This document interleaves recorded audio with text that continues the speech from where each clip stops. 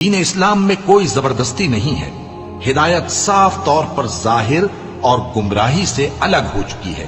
تو جو شخص بتوں سے اعتقاد نہ رکھے اور اللہ پر ایمان لائے، اس نے ایسی مضبوط رسی ہاتھ میں پکڑ لی ہے جو کبھی ٹوٹنے والی نہیں، اور اللہ سب کچھ سنتا ہے، سب کچھ جانتا ہے۔ جو لوگ ایمان لائے ہیں ان کا دوست اللہ ہے کہ اندھیرے سے نکال کر روشنی میں لے جاتا ہے، اور جو کافر ہیں ان کے دوست شیطان ہیں کہ ان کو روشنی سے نکال کر اندھیرے میں لے جاتے ہیں۔